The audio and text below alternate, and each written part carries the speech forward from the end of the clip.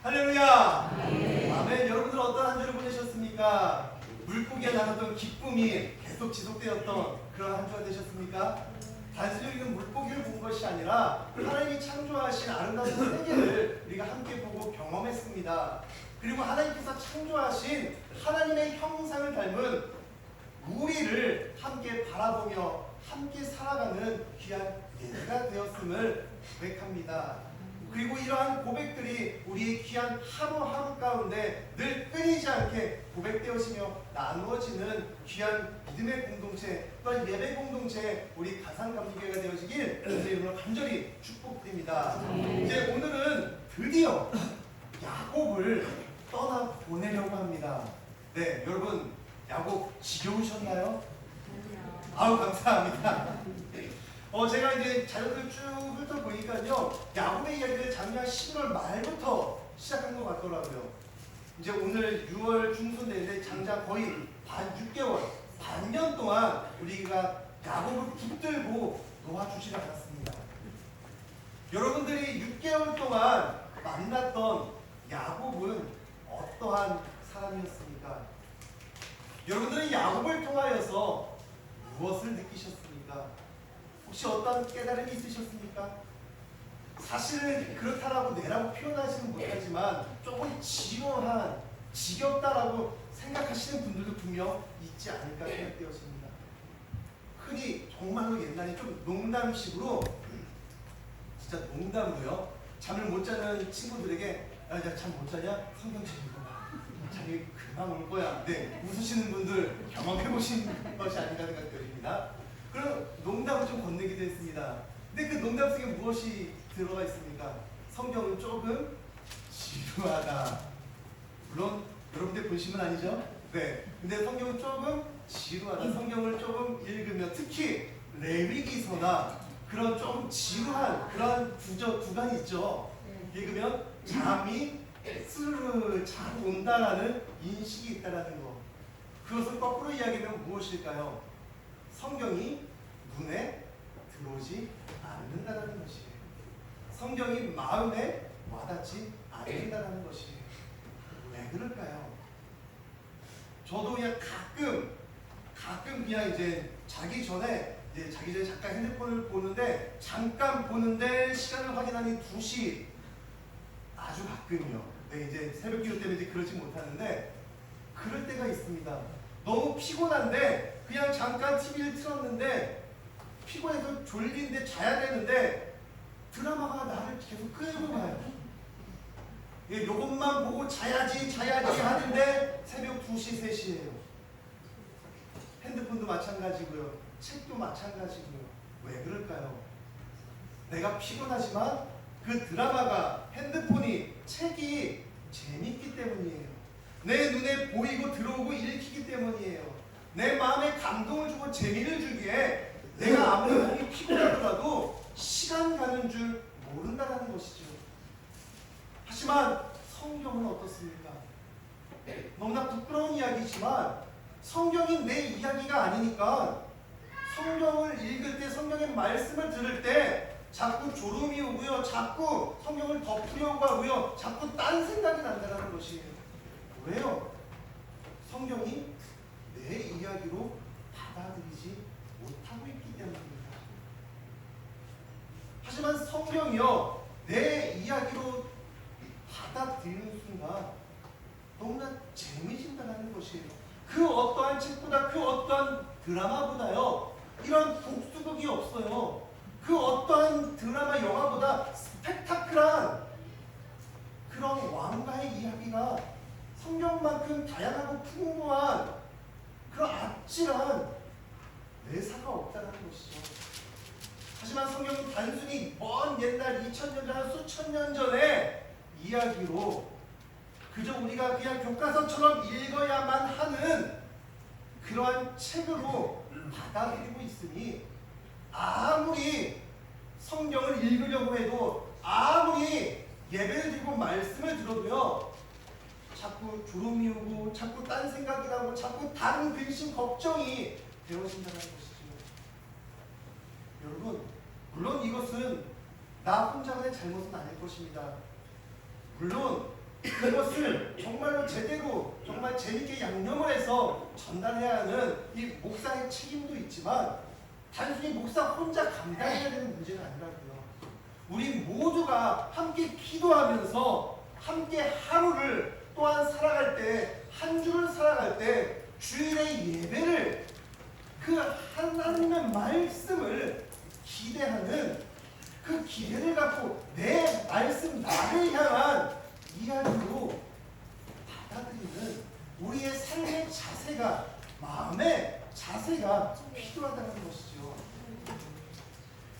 이제 더 이상 성경 말씀을 읽을 때 지루하고 빨리 끝나고 빨리 그냥 이 시간이 넘어갔으면 하는 그러한 이야기가 아니라 정말로 이 하나님의 말씀이 나의 이야기가 되고 나를 향한 하나님의 사랑, 하나님 나를 향한 하나님이 나를 위해서 알려주시는 일생의 지표가 되어서 이 말씀을 읽을 때마다 하나님의 말씀을 들을 때마다 내 삶이 깨달아지고 변화되어지는 정말 그 말씀이 기대가 되어지는 주님의 귀하고 거룩한 우리 하나된 예배 공동체가 되어지길 주님의 이름으로 간절히 축복드립니다.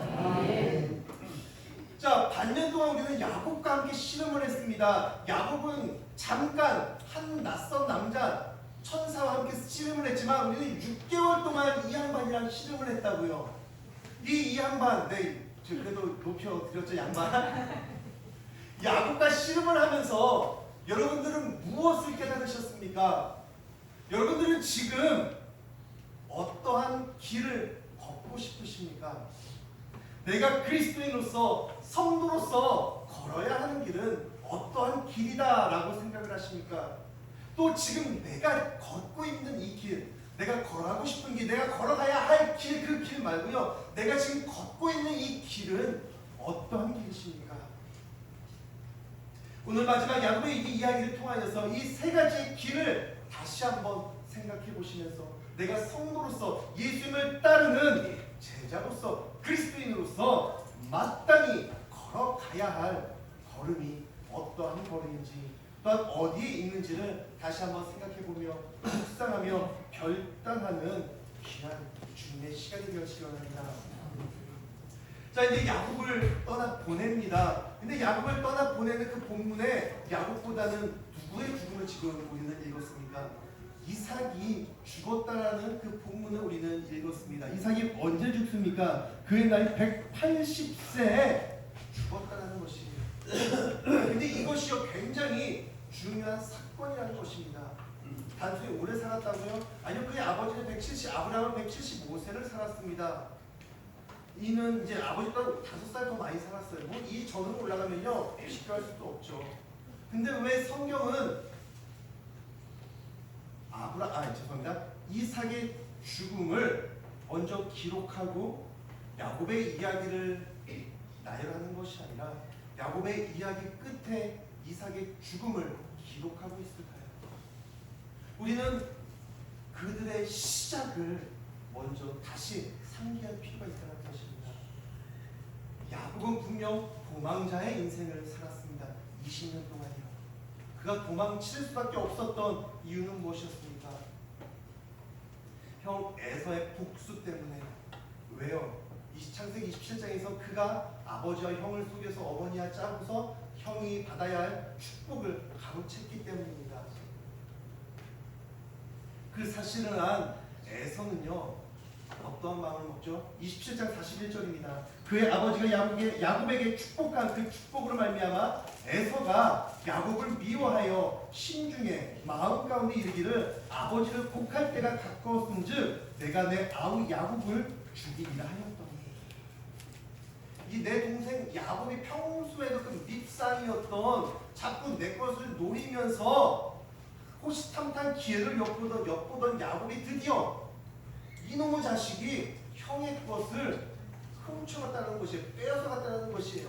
그것에 분노하여서 내가 결국 가만두지 않을 거야. 내가 벼르고 벼렀는데 지금 이제는 내가 더 이상 참지 않겠어. 내 동생 야곱을 죽일 거야 라고 다짐을 하는 것이에요. 근데 그 때를 이야기합니다. 그 때가 언제입니까? 아버지가 곡할 때가 가까웠습니다. 무엇이에요? 이삭은요 자신의 나이가 이제 죽을 날이 얼마 남지 않았다는 생각, 더구나 눈이 침침해지면서 앞을 바라볼 수 없으니 이제 내가 죽음을 준비하겠다. 그러면서 아들 에서를 부릅니다. 이제 유산을 분배하기 위해서 아들을 불렀다는 것이죠. 즉 에서 입장에서도요, 아버지가 이제 죽을 날이 얼마 남지 않았음을 생각하고 있다는 것이에요. 그동안 아버지의 사랑을 받았던 에서가요, 그래도 일말의 효심이 남아있어서 아버지 살아생전에는 내가 내 동생의 혈육을 죽이는 그 폐악질을 하지 않고 아버지가 돌아가신 이후에 그 복수를 실행하고자 다짐했다는 것입니다. 그렇게 야곱은 도망자의 인생을 살게 되었습니다. 근데 그 당시에 이삭의 나이는 몇 세였을까요? 성경이 정확히 이삭이 그때 당시에 몇 세였다라고 나와 있지는 않습니다. 하지만 성경이 기록되어 있는 나이들을 통해서 유추해보면 그 당시 이 정도의 나이가 되는구나, 이걸 쉽게 생각해 볼 수가 있습니다. 먼저 야곱이 언제 결혼했죠? 40세에 결혼했습니다. 40세에 결혼해서 60에 쌍둥이 아들을 낳았어요. 그리고 성경을 보시면요, 에서가요 40세에 결혼을 했다고 이야기가 나옵니다. 그러면 이때 이삭의 나이는 몇이죠? 100세예요. 그렇죠? 맞죠? 60세에 애를 낳고 40세 내 애가 40세에 결혼했으니까 100세입니다.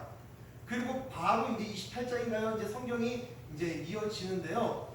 근데 중요한 것은요, 바로 이어진다고 해서 바로 그 다음 해를 가리키지는 않습니다. 일단은 우리는 그 이후에는 또 이제 나이의 기록은 잘 없는데요. 쭉 흘러가서요, 요셉의 나이를 우리 또 알 수가 있습니다. 요셉이요, 애굽의 총리에 이를 때가 30세예요. 그것을 기준으로 역행을 해오면요, 야곱이 몇 세에 결혼했는지가 나와요. 야곱은 77세에 결혼을 했습니다. 네, 한창 때 결혼을 했죠. 77세에 결혼했어요. 근데 잘 아시죠? 야곱 외삼촌 라반의 집에서 도착하자마자 눈에 뿅 가는 내 이상형을 만났는데 바로 결혼하는 것이 아니라 외삼촌을 위해서 그 장가를 가기 위해서 7년을 이내요. 그러면 야곱이 라반 집에 도착한 나이, 야곱이 고향을 떠나 도망칠 수밖에 없었던 그 나이가 몇 살입니까? 70살이었어요. 어느 정도 이제 흐름이 파악되시죠? 그러면 야곱이 70세였을 때 아버지 이삭의 나이는 130세라는 거예요. 이제 죽을 준비할 만한 나이가 됐죠. 눈도 침침해지고 확신이 안 쑤신 곳이 없어요. 근데 내가 죽을 날이 얼마 남지 않았나 보다 했던 그 나이. 근데 그 이후로 몇 년을 더 삽니까? 50을 더 살아요. 무엇을 이야기합니까? 이삭은요, 내 몸이 허약해지고요, 내 눈이 침침해져서 내가 죽을 날이 얼마 남지 않았구나 라는 그 마음을 먹었다라면, 이삭은요, 당신의 아들을 불러서 나의 죽음을 준비해야 하는 것이 아니라 다른 사람을 불러야 했다는 것입니다. 누구를 불러야 했을까요? 바로 하나님을 불러야 했다는 것이에요. 하나님을 부르며, 하나님, 내 나이가 벌써 130입니다. 물론 내 아버지는 175세를 살았지만 벌써 내 나이가 100살이 넘고 정말로 몸이 쑤시면서 안 아픈 곳이 없고 더군다나 내 눈이 침침해져서 앞을 볼 수가 없습니다. 하나님, 이때 나는 어떻게 해야 합니까? 하나님, 내가 죽습니까? 그럼 이 죽음 가운데 나는 자녀들에게 무엇을 남겨줘야 합니까? 하나님께서는 분명 이 아들들을 내가 내 아내가 잉태했을 때 큰 자가 작은 자를 섬길 것이다 라고 명령을 주고 축복해 주셨는데, 지금 죽음을 앞둔 나는 이 자녀들에게 어떠한 유산을, 어떠한 유언을, 어떠한 축복을 해줘야 합니까? 이것을 여쭙는 하나님을 부르는 신앙이 고백되어져야 했었다는 거지. 근데 지금 이삭은, 죽음을 앞둔 이삭은 누구를 찾고 있습니까? 평소에 내가 좋아하고 사랑했던 아들, 큰아들 에서를 찾습니다. 그리고 에서를 찾으면서 뭐라고 이야기하지 기억하실지 모르겠습니다. 너는 나를 위해서, 내가 죽을 날이 얼마 남지 않았으니까 내가 너를 축복할 것이니까 나를 위해 가서 사냥을 하고 내가 좋아하는 음식을 나를 위해서 준비하라 라고 이야기하고 있다는 것. 하나님이 쏙 사라지고요, 내 중심이 되어지고 있다는 것이에요. 야, 이삭은 내 중심이 아니라 하나님 중심으로 그 죽음을 준비했어야 한다는 것이죠. 물론 이삭만큼 하나님 중심으로 산 사람도 드뭅니다. 일단 우리가 지금 창세기를 나누고 있으니까 창세기에 국한하더라도 이삭만큼 하나님의 음성에 귀를 기울이며 하나님의 뜻에 순종한 자도 극히 드물어요.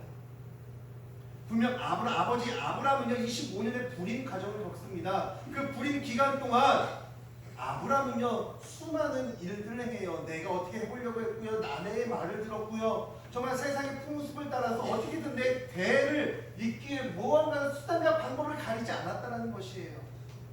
하지만 이삭은 어떠했습니까? 불임의 기간 20년 동안, 5년이 짧아서였다고요? 아니요. 애를 갖지 못하는 그 가정의 그 하루가 1년이 얼마나 소중하고 얼마나 가슴 아픈데요. 20년 동안 이삭이 한 것은요, 하나님께 묵사, 하나님을 바라보며 하나님을 부르짖는 일밖에 없었다는 것이에요. 좀 더 앞으로 나아가서 자신의 아내 리브가를 맞이하기 위해서는 어떠 했습니까? 내가 직접 나아가서 신부를 고르는 것이 아니라 아버지의 종 아브라함의 종이 나 대신 저 멀리 떠나서 내 와이프, 내 아내 될 사람을 골라오는 그러한 시간 속에 이삭이 한 일은요, 시간을 정하고 때를 정해서요 하나님께 나아가 기도하고 예배했던 것입니다. 그리고 그가 태중에 문제가 생겼다는 것을 알았을 때 역시나 기도하며 함께 아내와 함께 기도하는 자, 어떤 나의 삶 가운데 어떤 문제가, 어떤 사건이 닥쳤을 때 무언가 우왕좌왕하면서 내가 어떻게든 무언가를 해보려고 했던 것이 아니라 그 어떠한 상황 속에서도 묵묵히 하나님을 바라며 하나님께 기도하며 하나님께 예배했던 자가 이삭이었다고요. 근데 그러한 이삭이요 이제 나이를 먹으니까요 이제 계속해서 삭신이 쑤시고 안 아픈 곳이 몸뼈 마디마다 아프고 이제 눈이 침침해져서 앞이 안 보이면서 아 이제 내가 죽을 날이 얼마 남지 않았나 보다. 이제 내가 이제 정말로 말년에 이제 내가 죽을 때를 기다리고 있는 그때 그 하나님을 바라보는 그 지혜의 그 총명함이, 그 영적 분별력이 사라졌다는 것입니다. 영적 분별력이 사라지면서 하나님을 바라보며 하나님께 부르짖던 그 신앙이 사라지니까 그 가정에는 어떠한 일들이 펼쳐지고 있습니까?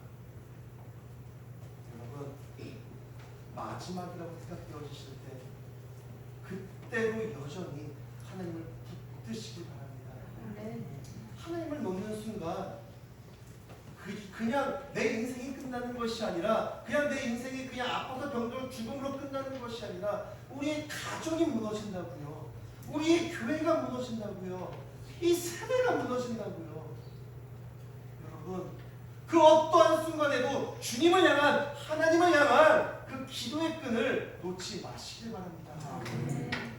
기도할 때 하나님의 역사가 여전히 우리와 함께 하신다는 것, 그것을 잊지 마시며 이삭처럼 평생을 잘해오시다 마지막 내가 이제 죽음을 앞둔 순간이라는 그 순간 하나님을 놓아버리는 과오를 범하지 마시기 바랍니다. 마지막이라고 했던 그 순간 이후로 이삭은 몇 년을 더 살았다고요? 50년이요. 인간의 목숨은 질겨요. 여러분, 포기하지 마세요. 아직 여러분 100세 넘으신 분 안 계시잖아요. 130세 되신 분 안 계시잖아요. 180세, 100년을 더 사셔야, 아이고. 기도하는 그 신앙을 결코 놓지 마시기 바랍니다. 자, 어찌되었건 에서의 그 복수, 아니 야곱의 그 이름대로 살아갔던 그의 삶을 통하여서 그 가정은 이제 파탄이 되어지고 분열이 되어지고 깨어지며 이제는 흩어져 지낼 수밖에 없는 그런 안타까운 상황을 맞이하게 되어졌습니다. 그러한 이삭이요, 이제 야곱의 말년의 때, 이제 야곱이 고향으로 돌아온 이후에 180세의 나이로, 그렇다고 야곱이 고향에 돌아오자마자 죽은 것도 아니에요. 야곱은요, 이제 130세, 아버지가 130세에 이제 고향을 바깥 아람으로 갔고요. 거기서 20년을 지냅니다. 그러면 그때 20년이 지나고 다시 고향으로 돌아왔을 때 이삭이 나이는 150세예요. 손주들의 재롱잔치도 다 오고, 그리고 30년을 더 살고 죽었다라는 것. 생명의 주권자 되시는 하나님의 능력은 이만큼 위기하시다는 것입니다. 자, 어찌됐건 이제 성경은요, 이삭의 죽음을 기록하고 있어요. 근데 성경이 정말로 그 어떤 문학작품보다 뛰어나다라고 이야기할 수 있는 것은요, 이 구조적으로 너무 대단하다라는 것이에요.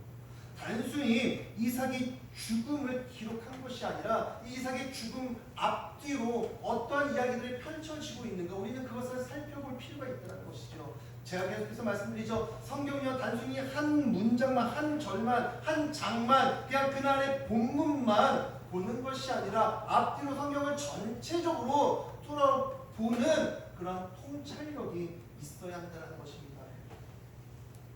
제가 왜 수많은 성경 중에 창세기를 여러분들과 함께 나눈 줄 아십니까? 창세기는 성경의 목차와도 같다는 것이에요. 이 목차를 알면요, 이제 이 성경의 그 내용의 전체 흐름과 스토리를 이해할 수 있다는 것이죠. 바로 이 창세기는요, 성경 66권의 모든 내용들이 압축되어져 있다는 것입니다. 뭐 이것을 설명 조금 길어지니까 이제 조금 패스하고요. 어찌되었건 성경은 전체를 바라봐야 한다는 것. 지금 오늘 본문 27절에서 29절까지 이삭의 죽음이 기록되어져 있는데 그 앞절에는 어떠한 이야기가 나와 있냐면요, 바로 23절에서 26절까지 야곱의 아들들에 대해서 기록되어져 있습니다. 즉 야곱의 족보에 대해서 기록되어져 있다는 것이죠. 근데 이 야곱의 족보는요, 이미 28장인가요?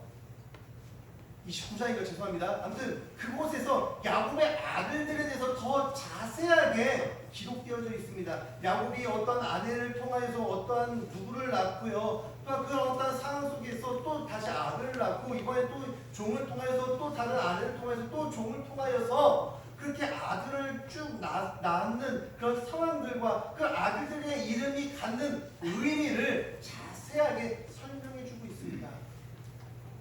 책의 분량적으로 봤을 때는요, 굳이 이 야곱의 아들들의 족보를 또 언급할 이유는 없다는 것이에요. 왜요? 이 앞전에 정말 세세하게 그 아들들의 이름까지도 풀어주면서 이미 족보가 열거되어졌기 때문에 굳이 이 족보가 다시 등장할 이유는 없습니다. 그럼에도 불구하고 성경은 의도적으로 이삭의 죽음에 앞서 야곱의 아들들에 대해서, 야곱의 족보에 대해서 언급을 합니다.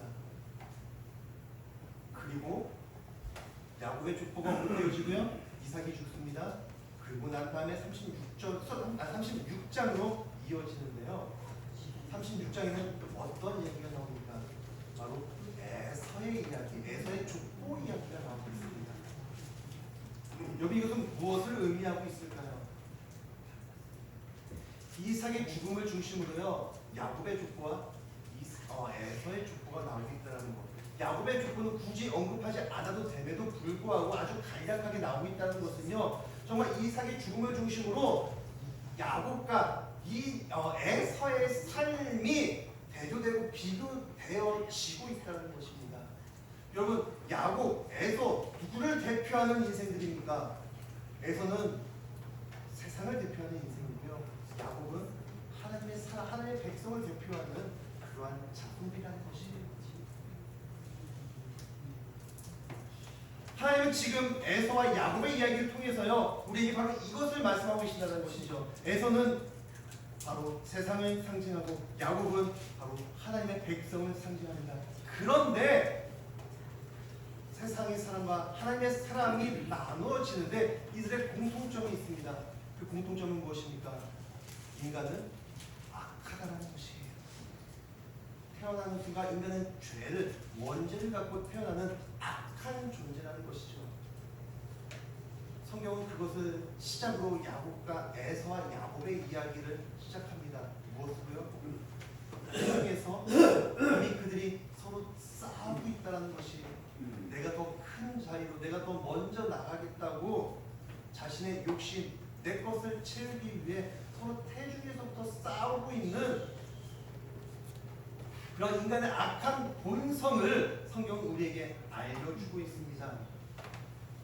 하지만 하나님께서는 아브라함에게 약속하셨던 복의 근원, 모든 민족의 아버지, 그 축복은 한 사람의 크고 작음에 따라 달리는 것이 아니라 하나님은 한 사람에게만 그 축복을 내려주신 것이 아니라 그 사람을 통해 그 축복이 계속적으로 이어져 나가길 원하고 계시다는 것이에요. 하나님의 축복은 한 사람에게 머무는 것이 아니라 한 가문의 이야기로 그 축복이 흘러가며 이어져가며 차고 넘치는 이야기로, 축복의 이야기로 나아가야 한다는 것입니다. 그래서 하나님께서는요, 사사시대에 그 시대의 악함 속에 그때마다 서로 다른 민족과 서로 다른 사람들을 사사로 세우셔서 그 시대를 구원하신 것이 아니라 창세기에서는요, 이 온 인류의 시작에서는요, 아브라함 한 사람을 통해서요, 그 한 사람이 낳는 그 아들의 아들의 아들, 그 한 자손, 믿음의 가문을 세워 나아가는, 그리고 그 믿음의 가문이 바로 하나님 나라의 백성이 되어져 나아가는 그 이야기를 펼쳐 놓으시고 계시다는 것이에요.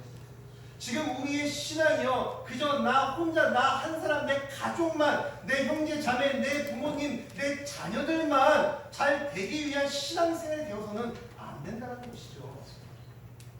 하나님의 축복은, 하나님의 은혜는요, 단순히 나 혼자만을, 내 가족만을, 내 눈에 보이는 일시적인 제한적인 복으로 가둬둬서는 안 된다는 것입니다. 하나님은 나를 통해, 바로 여러분들 통해, 우리 교회를 통해 하나님의 축복이, 하나님의 나라가 끊어지는 역사가 아니라 이어지는, 끊어지지 않는 영원한 하나님의 나라로 만들어 가시길 원하고 계시다는 것입니다. 그래서 하나님은요, 아브라함, 정말로 세상적으로는요, 인간적으로는요, 이제 남자의 여자의 구실을 다해서 이제 아무것도 할 수 없는 그 나이, 하지만 생명의 주가 되신 하나님께서는요, 하나님의 능력으로, 하나님의 선하심으로 그에게 아들을, 축복을 이어갈 수 있는 자손을 허락하시고요, 또 그 다음 자손도 어려움 가운데 허락하시지만, 이제는 그 어려움을 이겨낸 그 자손들은 이제 12명이 되어서 이제 이스라엘의 12지파가 되어지는 그 믿음의 축복의 기반을 마련하고 계시다는 것입니다. 이것이 하나님의 뜻이라고요. 하나님의 복은요, 나 한 사람에게만, 그냥 조금 넓혀서 우리 가족에게만, 우리 교회 안에만 있는 것이 아니라 나를 통해서, 우리 가족을 통해서, 우리 교회를 통해서 끊임없이 하나님의 축복이 흘러 넘쳐 나아가기를 원하고 계시다는 것입니다. 그 이야기가 이제 야곱의 에서 이야기를 펼쳐주고 있다는 것이에요. 분명 악한 본성을 갖고 태어난 그들의 이름은 어떻게 되어집니까? 굵고 털이 많다라고 에서라는 이름이 되어졌고요, 발 뒤꿈치를 잡고 나왔다고 야곱이라는 이름이 지어졌습니다. 어쨌든 그들의 이름의 시작은 악한 본성으로 시작되었습니다. 이제 이 둘은요, 그 악한 본성에서 벗어나 하나님의 사람으로 변화되어지는 그 삶을 그려내야 한다는 것이에요. 하지만 에서는 어떻습니까? 에서 붉은 것, 그것은 이제 붉은 것, 붉다라고 하는 그 원어는요, 에드모니아, 그가 또 이제 팥죽을, 동생에게 또 이제 흘려서 팥죽을 먹었을 때 그의 별명은 붉은 것을 좋아해서 에돔이 되었더라. 그의 이름대로 흘러가고 있다는 것이에요. 털이 많다라는 원어는요, 세아르라는 단어를 씁니다. 근데 지금 36장 8절 말씀 보시면요, 이에 에서 곧 에돔이 세일산에 거주하니라. 이제 그의 말년에 그가 거주하는 땅은 어디입니까? 세일산입니다. 그가 처음 태어났을 때 이름이 지어졌던 붉고 털이 많은 자, 그 에돔이라는 이름이요, 그의 삶이 결코 변하지 않았다는 것이에요. 이해가 되시죠? 그렇다면 야곱은 어떻습니까? 이제 우리는 야곱에게 기대할 수밖에 없습니다. 잘 아시다시피 야곱의 이름은 변화되었습니다. 무엇으로요? 이스라엘으로, 하나님의 나라로, 하나님의 백성으로요. 근데 이 이름이요, 그냥 쉽게 장명소 가서 철학관 가서 돈 주고 그냥 받아온 이름이 아니다라는 것 너무나 잘 아실 것입니다. 이 이름이 변화되기 위해 야곱은 어떠한 삶을 살아야 했습니까? 또한 그 삶 가운데 누구를 만나야만 했습니까? 하나님을 만남으로 그의 삶이 변화되고 그의 이름이 변화되면서 이제 그가 악한 본성의 이 세상의 인생에서, 육의 인생에서 하나님을 만남으로 드디어 그의 삶이 조금씩 하나님의 사람으로, 하나님의 백성으로 변화되어져 갔다는 것이에요. 우리 6개월간의 야곱과 함께 씨름했던 그 긴 기간이요, 아, 야곱에게 이런 일이 있었구나, 아유 미련한 거, 나 이렇게 됐구나, 그냥 웃고 그냥 기뻐하고 그냥 좋은 이야기로 마음에 담아두고, 아, 좋은 교훈이었어, 아, 은혜가 되네, 그것으로 그치는 것이 아니라 야곱의 그 찬란한 여정 가운데 하나님 없이는 살아갈 수 없었음을, 하나님 없이는 변화될 수 없었던 그의 인생을 통하여서 우리의 인생, 나의 인생 역시도 누구를 만나야 하는가를 다시 한번 깨닫는 귀한 시간이 되어졌으기 원합니다. 여러분들은 누구를 만나기를 원하십니까? 누구와 만나고 계십니까? 누구를 만나야 합니까? 하나님을 만나시기 바랍니다. 하나님을 만나면 바로 되실 것 같죠? 아니요, 천만에요. 야곱 보세요. 하나님을 만났어도요, 여전히 그의 자존심, 그의 인생, 야곱이라는 이름이 쉽게 변하지 않았습니다. 3살 버릇이 8가지 간다고 하죠. 인간의 못된 습성, 좋건 나쁘건 그 습성은요, 평생을 간다는 것이에요. 왜 신혼부부들이 그 연애할 때는 그렇게 알콩달콩 말까지 하늘 별까지 따질 것처럼 이야기하지만 막상 결혼하니까 왜 싸웁니까? 평생을 각자의 인생을 살아오다가 갑자기 같은 집에 살려니까 남자 입장에서는 이제 여자친구가 이제 다 놀고 이제 빨리 집에 가야 되는데 집에 안 가요. 이제 빨리 집에 보내고 나도 이제 씻고 다 게임하고 TV 봐야 되는데 왜 옆에 누워 있습니까? 사실 저도 이제 지금은 좀 아니지만 결혼하고 이제 한 1, 2년 자다가 깜짝 놀랐을 때 옆에 사람이 있는 거예요. 왜 그렇습니까? 내가 30년, 40년을 평생을 혼자 내가 이렇게 살아왔는데 저렇게 살아온 사람이랑 같이 만나서 같이 살려다 보니까 그게 쉽지가 않은 거예요. 그런 인간의 그 악한 본성, 아니 어떻게 보면 너무나 자연스러운 평생의 내 삶이 있는데 하나님을 한 번 만났다고 쉽게 변할까요? 결국 그럴 수 없다는 거 성경이 이야기하고 있습니다. 만나고 만나십시오. 그 만남을 위해서 풀어지시기 바랍니다. 하지만 늘 말씀드린 거, 우리의 예배는 나의 열심으로 이루어지는 것이 아니다라는 거 이제는 오해하지 않으시죠? 나의 열심이 필요 없다는 거, 내가 아무것도 하지 않고 그냥 하나님 오시옵소서 이러면 안 된다는 것이에요. 그것이 아니라 나의 열심이 아니라 하나님의 열심으로, 하나님의 말씀으로 하나님을 만나기 위해 삶을 예배하기 위해서 하나님의 말씀의 기준을 갖고 우리가 최선을 다하여서 한 예수 그리스도가 걸어가셨던, 또한 그의 걸음을 따라 증거하였던 바울의 삶, 수많은 선지자들, 수많은 성경의 인물들, 그들의 삶을 묵상하며 본받으며 그들의 걸음을 따라가는 가운데 예수 그리스도를 만나고 예수 그리스도를 통하여서 하나님을 만나고 구원받는 그러한 예배자, 그런 구원받은 자의 인생이 되어져야 한다는 것입니다. 우리는 모두가 다 지금 인생의 마지막을 살아가고 있다는 것이에요. 죄송합니다. 하지만 이것은 변하지 않는 사실입니다. 나이가 많다고 내가 먼저 가는 것도 아니고요, 나이가 어리다고 내가 제일 나중에 가는 것도 아니에요. 우리는 언제 어떻게 어떤 모습을 같이 하나님이 부르실지 아무도 알 수 없습니다. 하지만 그 마지막 순간 하나님을 만나고 하나님을 의지하였음에도 불구하고 이삭처럼 마지막 때 그 모든 그 분별력이 흐트러지면서 하나님을 떠나는 인간 중심의 삶을 살아가는 것이 아니라 마지막 순간에도 내가 만나는 하나님을 의지하고 하나님만을 바라보며 하나님만을 예배하며 부르짖는 결코 돌아서지 않는 귀한 주님의 자녀가 되어지기 원합니다. 이 시간 우리 조금 시간이 지났지만 영상 한 4, 5분짜리 영상 하나만 보고 또 이렇게 함께 기도하며 또 예배를 마무리하겠습니다.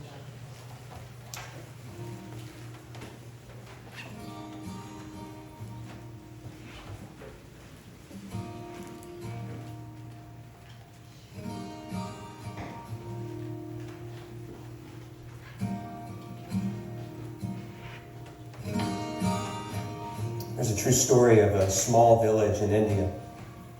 And in this village, there was this family that came to a saving faith in Jesus Christ as Savior and Lord. This agitated the village so much, and everybody became so upset that an angry mob gathered and shoved them into the public square. The village chief confronted them, and he said to the man, "If you and your family will not recant your faith, you all will surely die." The man didn't know what to say or what to do. And so the only thing that came to mind for him were the words of a song that he himself had composed when he had first surrendered his life to God. And so he began to sing, "I have decided to follow Jesus. No turning back. No turning back." And with that, horrifically, his children were killed. I have decided to follow Jesus. I have decided to follow Jesus. I have decided to follow Jesus. No turning back. No turning back.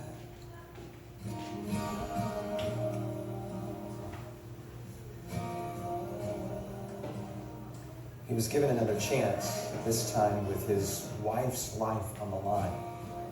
And yet he continued to sing, "Though none go with me, still I will follow. No turning back, no turning back." Though none go with me, still I will follow. Though none go with me, still I will follow.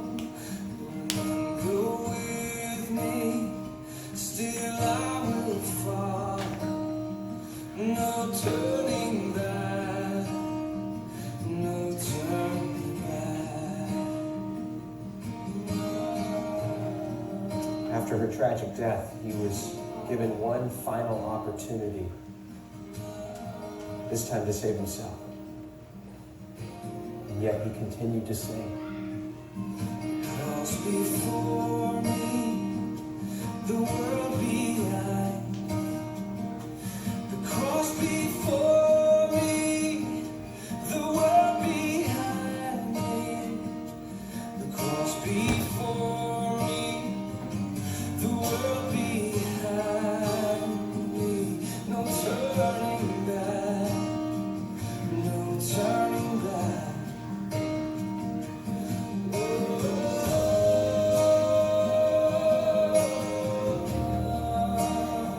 Even though that man and his family died on that day, something remarkable happened.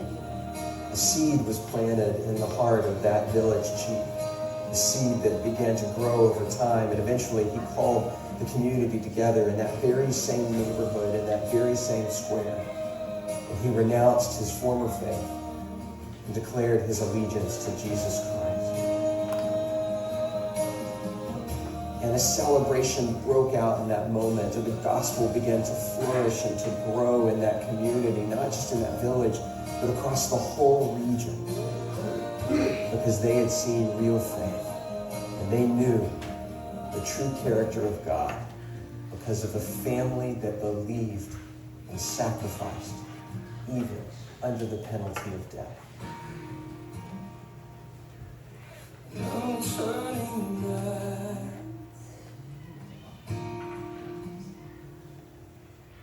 No turning back.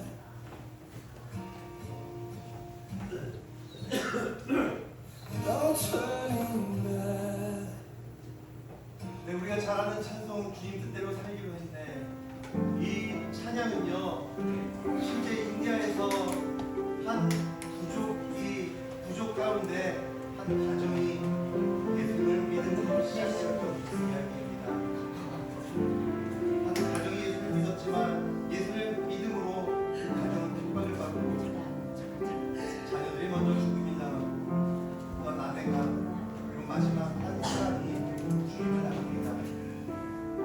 근데 그 죽임을 당하는 그 순간 이 한 남자는 자신의 믿음을 부인하는 것이 아니라 주님을 부인하는 것이 아니라 오히려 그가 평소에 기록해 놨던 그 찬양 주님 뜻대로 살기 때문에 결국 그 어떤 삶에도 돌아가지 않겠음을 고백하고 하지만 그 마을에는 놀라운 역사가 일어나요. 그 일을 주도했던 추장이 변하기 시작했습니다. 그 안에 믿음의 씨앗이 심은 것이니 변하기 시작했다는 것입니다.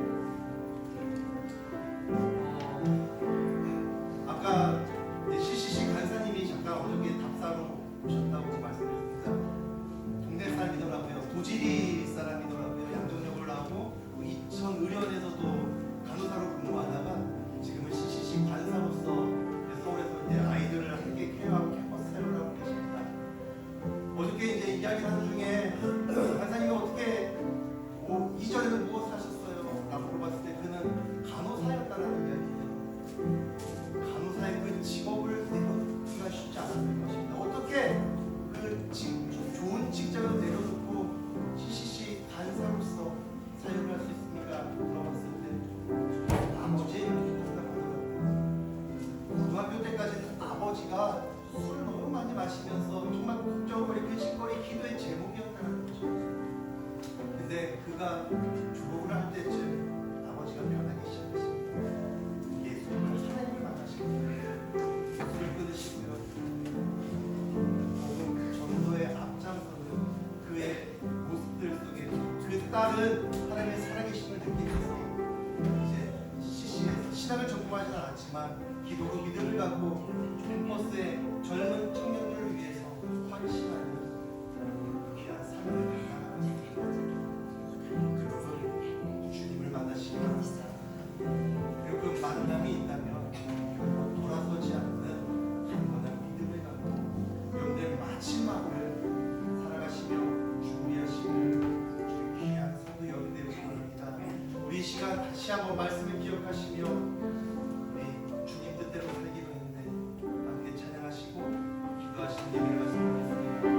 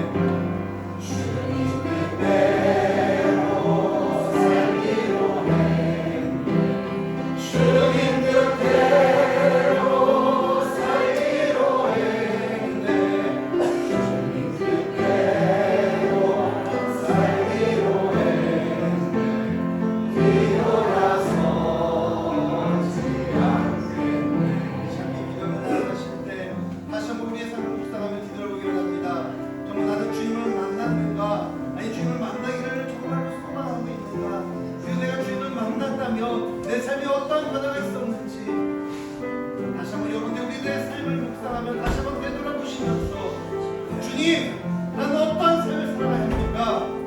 주님, 나를 만나 주시옵소서. 내가 주님을 만났다면 결코 다시 돌아가지 않는 귀한 믿음을, 그 신앙을 갖게 하여 주시옵소서. 우리 이런 믿음의 고백이, 이러한 신앙의 고백이 일어나기 원합니다. 주님을 만나는 신앙의 경험이 또한 내 삶을 변화시키며 그 변화된 삶이 다시 세상에 돌아가지 않는 귀한 주님의 예배자가 될 수 있도록, 우리의 삶을 위하여서 주님을 만나는 인생이 될 수 있도록, 또한 다시는 세상으로 돌아가지 않는 그 인생을 위해서 함께 기도하며 나가시겠습니다. 주여!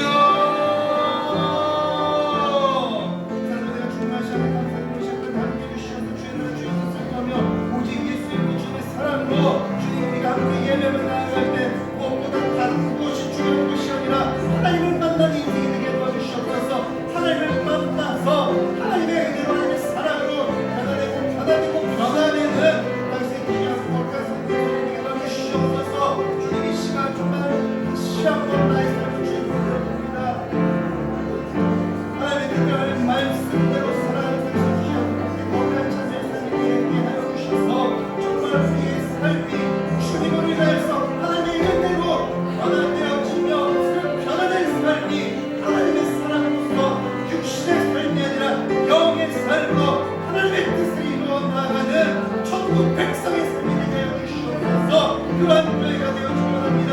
하나님의 말씀을 의지하며 하나님의 뜻에 순종하며 이 세상의 가치와 기준에 따라 살아가는 그러한 교회가 세상의 교회가 아니라 하나님의 말씀으로 변하지 않는 진리로 살아가며 이 세상을 향해 나아가는 거룩한 교회, 하나님의 교회, 우리 가상상리 교회가 되게 하여 주시옵소서.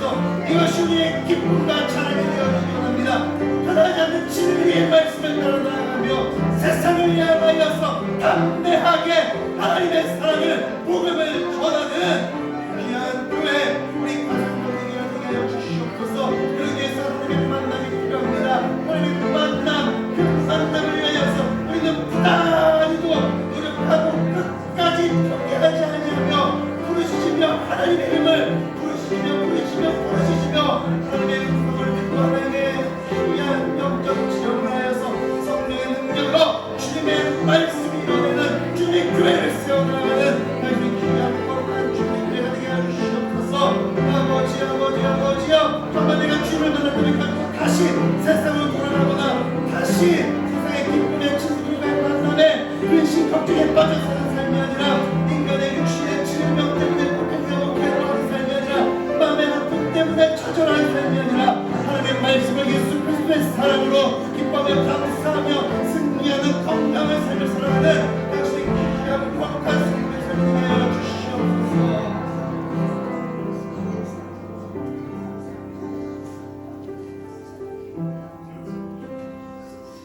사랑과 은혜가 충만하신 하나님 감사드립니다.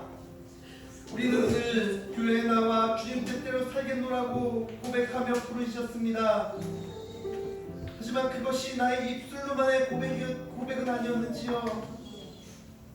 이젠 입술의 고백을 넘어 내 삶의 예배가 되게 하여 주시옵소서. 내 평생 분명 주님의 뜻에 어긋났던, 주님 보시기에 오히려 미움과 진노를 유발했던 그러한 인생도 있었습니다. 하지만 주님을 만나기를 원하며 또한 주님을 만난 우리들의 인생이 이제 더 이상 옛날의 과거의 삶에 얽혀있는 것이 아니라 사람에게 상처를 주고 사람을 미워하고 시기하며 나만, 내 것만 인정받고 잘 되기를 원하는 그러한 옛 과거의 모습은 벗어던지고 이젠 나를 통하여 역사하시는 하나님의 귀한 예배자가 되어지게 하여 주시옵소서. 그 예배를 이루기 위해서 분명 우리의 희생이 필요합니다. 기도의 시간을 쏟아내게 하여 주시옵소서. 하나님의 말씀을 읽는 시간을 주님 쏟아내게 하여 주시옵소서. 그런 헌신과 희생과 쏟아내는 그 시간과 그 열정 없이는 결국 우리는 여전히 아무것도 이룰 수 없는 존재입니다. 우리에게 하나님을 향한 열정과 갈급함과 그 갈급함 속에 또 채움받는 기쁨을 허락하여 주시옵소서.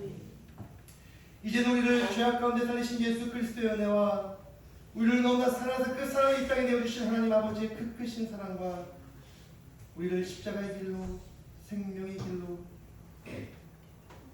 진리의 길로 인도하시는 성령의 교통하심이 주님 뜻대로 살기를 원하며